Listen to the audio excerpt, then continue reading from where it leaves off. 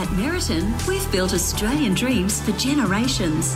That's why, with a 100% completion rate, we are Australia's most trusted developer. Our multi-award-winning designs transform city skylines, offering exquisite quality and luxury living.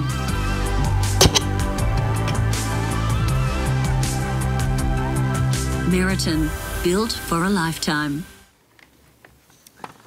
Put your hands together for our sponsor, Meriton Apartments.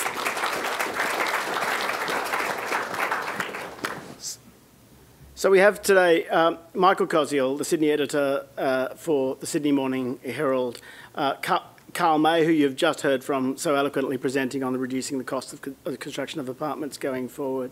Abby Galvin, we're delighted, is joining us, and thank you very much, Abby, the New South Wales Government Architect.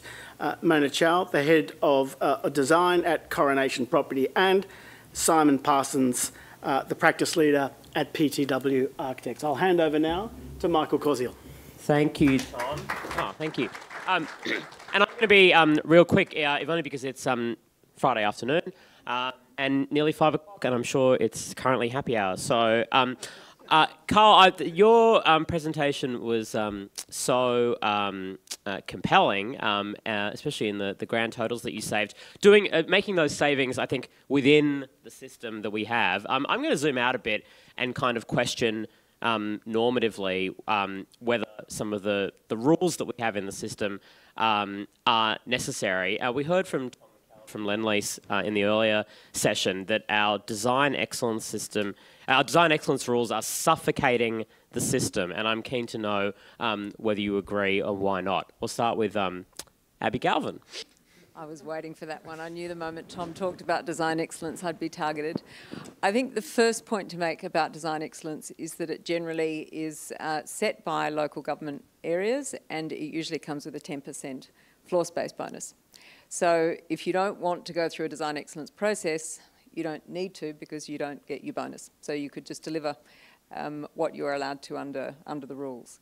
But design excellence is generally about specific sites that are deemed to be of a higher profile and require a higher level of design attention, and accordingly they come with floor space extras. So I think it's important to sort of keep that in mind. But I think generally it's important to think about how critical it is that all the decisions we make as the building industry, built environment industry and designers are decisions that are being made for the long term. You know, we're not looking at buildings that are being replaced in 10, 20, 30 years. They are on our skylines and in our environments and in our streets for a very long time. So we've got to make sure that we do them well.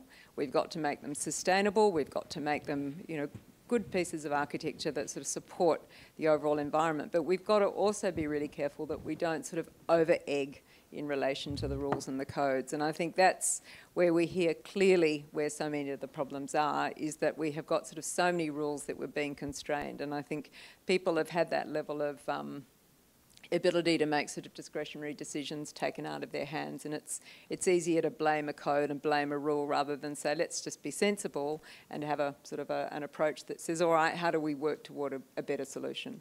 And anyone else who wants to jump in and add to this, but so are we over-egging on the rules at the moment? And if we are, where is the over-egging taking place?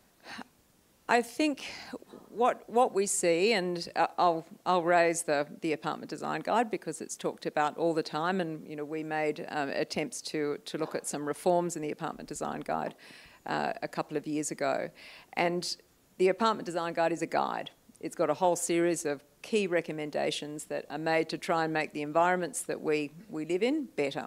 And I think importantly, to try and encourage people to move into apartments rather than to stay in a detached home. At the moment in New South Wales, in Greater Sydney, 77% of the lots are R2, which means detached homes. So we absolutely have to work toward having more people in attached homes and in mid and high-rise living. And so we've got to do a good job if we're going to sort of meet those targets.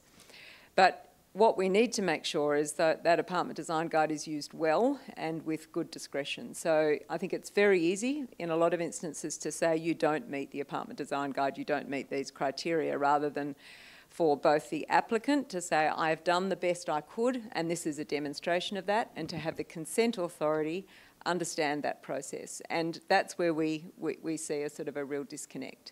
So there's a sort of an obligation to show from an applicant of how you have tested, tried, looked at many different sort of opportunities, and this is the best that you can get. You could have got solar access to every apartment, but that means that they're all looking straight onto a busy street or straight into a neighbour. So you've adjusted it, you've shown your options, and a consent authority should have the ability to have that level of discretion and say, yeah, I agree, if you've put those proposals forward. So, but as I said, I think it's easier sometimes to, rather than look at some of the bigger problems there might be with the development, just blame some of the things that are easy to blame. Simon, are our design rules making houses and apartments more expensive? And if so, by how much? Well, I haven't had the opportunity to do Carl's sort of analysis, but I think if you sort of step right back and think, well, what's actually going on? We have a system that we've all contributed to, and it was great hearing members of government talk. The process that we all have to follow is a process that's the result of a sophisticated culture that's trying to achieve a very high standard. It hasn't been forced on us, it hasn't come out of nowhere. It takes time, it costs money. At the moment, the result of this process is a product that is, it's not, I won't say unaffordable, but it's expensive. So that's where we are. If you step back and think, well, what's actually going on in that process? And I think Carl's treatise was amazing, but it's good practice. There was everything that Carl talked about a good architect should do. There wasn't any miracles, there wasn't any sort of, I found something that nobody else has thought of, it was just good design.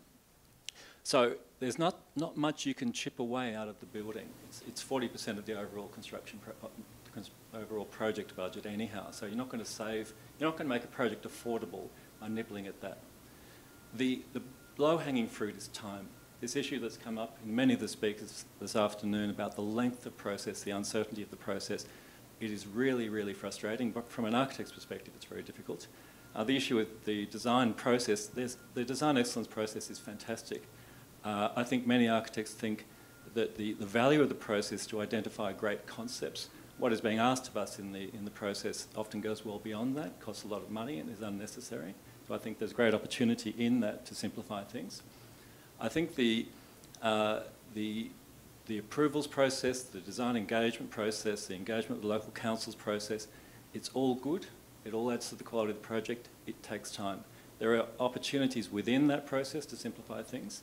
The way I think many of us find it quite frustrating when we're dealing with representatives of design review panels who aren't familiar with the sorts of buildings that we're designing and actually don't understand their own brief. And they start questioning things that are, I would say, are well outside their brief, and it leads to frustration and a very long process. So the issue of time as it affects everything is really that low-hanging fruit. That I wasn't sort of up to date on the statistics, but to go from 3 years to 6 months, it's unbelievable. If you had a lump of money and you're responsible for getting an outcome, why would you come to New South Wales? Mona, I mean, we heard there from Simon that we have a system that takes us to a very high standard, but that comes at a monetary cost and it comes at a cost of time. Do we need to lower our standards? I don't believe we need to lower our standards, and having worked and practiced with Simon and during my consulting days and have delivered over 6,000 units during my tenure with Mr. Triggerboff, I can attest that Harry is, is quite fond of all of the buildings that we build and has never once wanted to tear anything down. Certainly not a reduction to the quality, and also it's a matter of picking your battles and being able to balance in the whole scheme of how we choose to bring a product to market as well. So I think there is quite a careful balance, as Carl has demonstrated, time and time again with the slides that we had collated, that it's a cumulative effort at every process of the design. Throughout the entire design process. It's not just a single item that's going to sort of be discounted. Yeah. I want to throw this open to anyone. I mean, so I know. Let's come to some examples of this. But there are obviously rules that we have around apartment size, or that I need to have windows in my bedroom.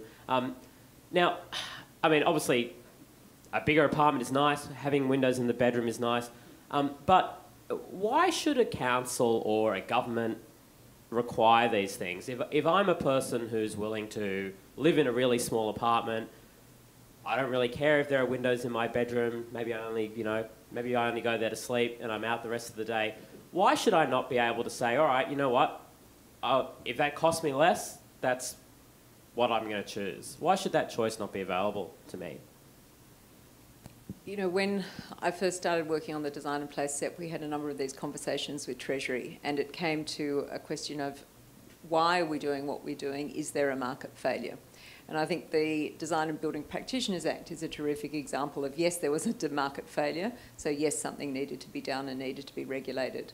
And I think that is what has happened with many things within the building and the design industry. So I think there are elements that go above and beyond market failure, but then there's some things which are just about safeguarding basic amenities. So something like a window in a bedroom is simply about health and safety. And as a result, that sits as a requirement in our national construction code. And for any habitable room, and I think you would find the case probably in every jurisdiction in the world, there's a requirement to have light and ventilation to a habitable room.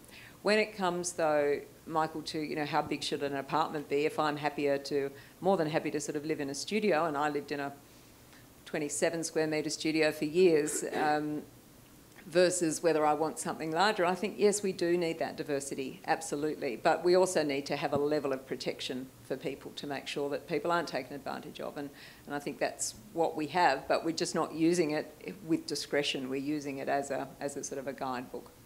As a rule book, sorry. Yeah. Let me throw this example up. I was sort of surprised to learn just now, in fact, from Tom Forrest, so I fact-check this if it needs to be fact-checked, but apparently 70% of apartments in any development need to be north-east facing. Have I got that right? North-facing. What's that about? Why is that something that should be baked into law? So it's slightly not correct, but it's 70%, but you're close. 70% of apartments should have a certain amount of sunlight per day. So, and they can be east-facing, north-facing, and it's between, or west. Yeah. So it's trying to, again, have that safeguard. But that is a guide. So it's saying this is a good benchmark and an optimum thing to have. Now, I didn't set those controls, but I'm a supporter of them.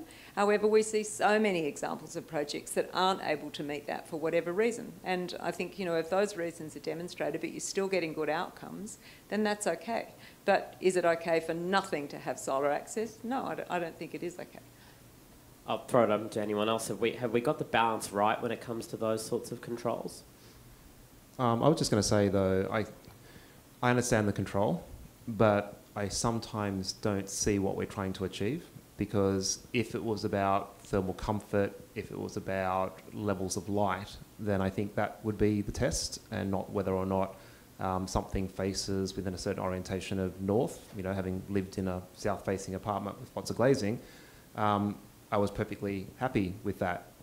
So sometimes the rules have become rules, but without an understanding about what we're actually trying to achieve. I want to talk about this idea of pattern books, which has sort of come into the fold. Recently, it's been advocated to government. Chris Minns has said, oh, yeah, maybe we'll consider it.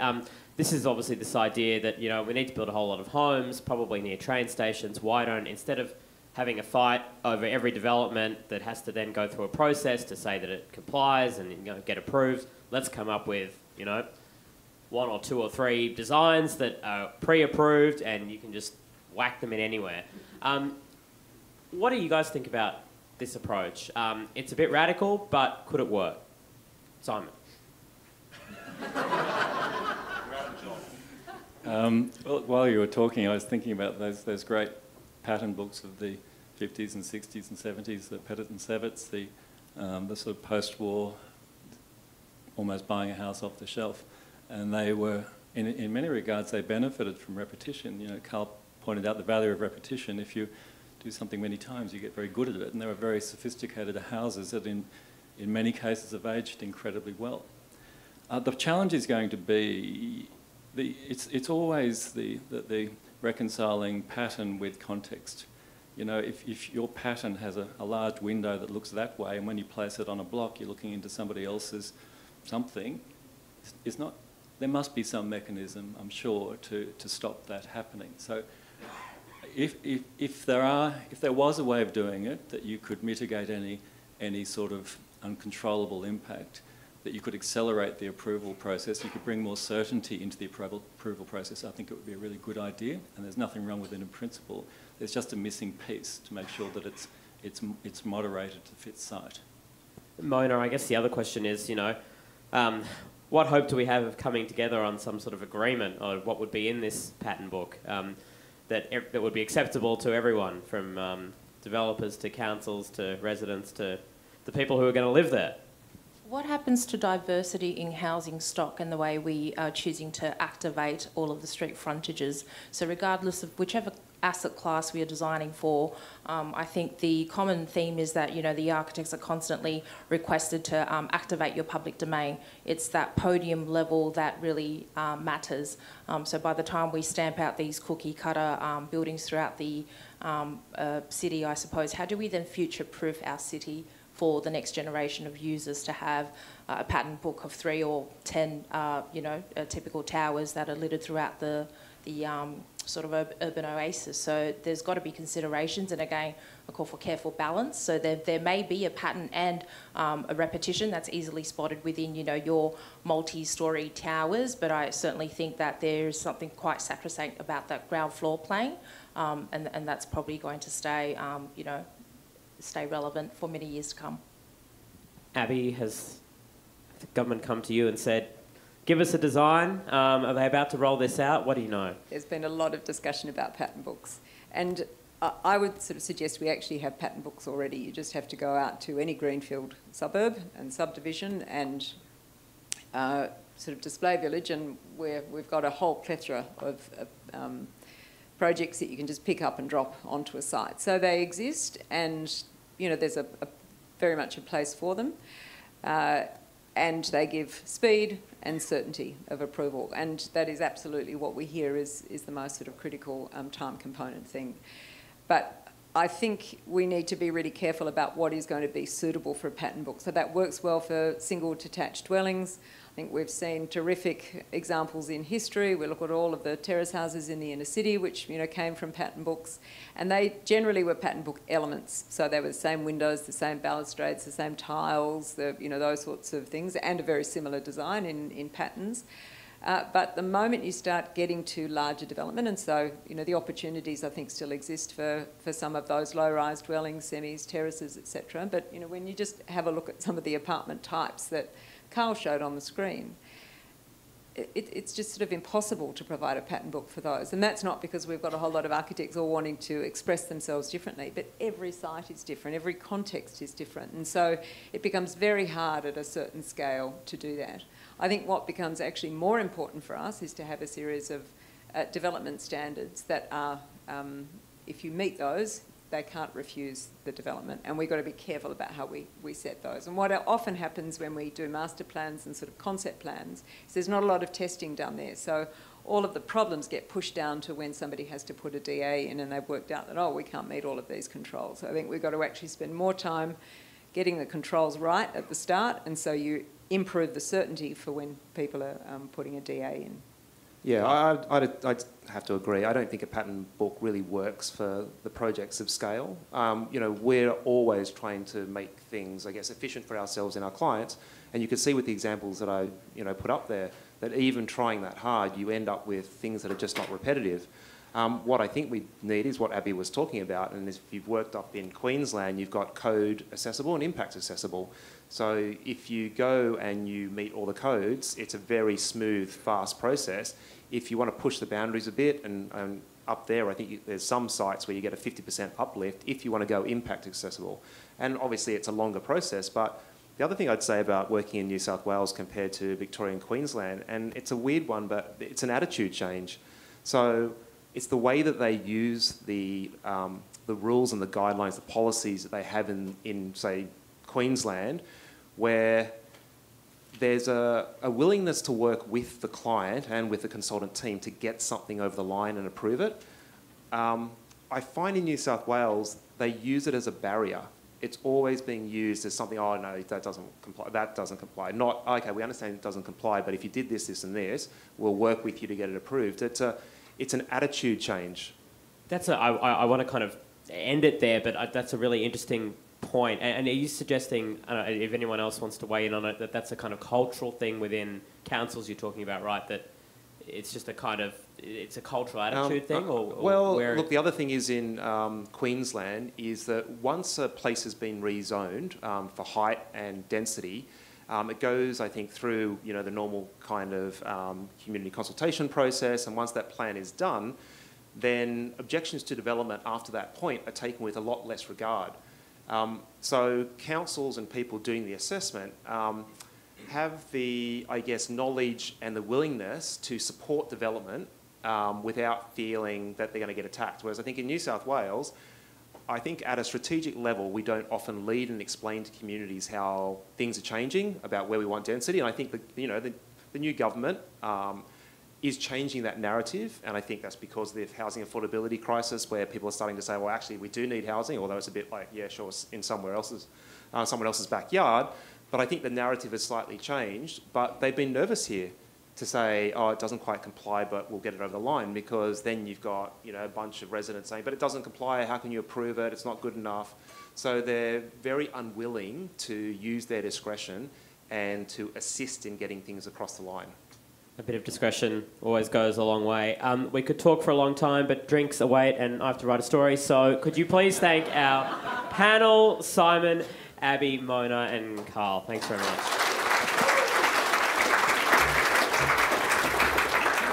Indeed, Michael is exactly correct. Drinks await outside for anyone that would care to enjoy, to have an opportunity to catch up with our panellists, except for Michael, who's going to write a story. Thank you to everyone. Thanks for coming along today. I hope you've enjoyed the diversity of presentations we've had today. Look forward to next year and look out for everything we put out in the Urban Taskforce, and watch out for my memes in the Urban Taskforce newsletters. Thank you, everyone, very much indeed.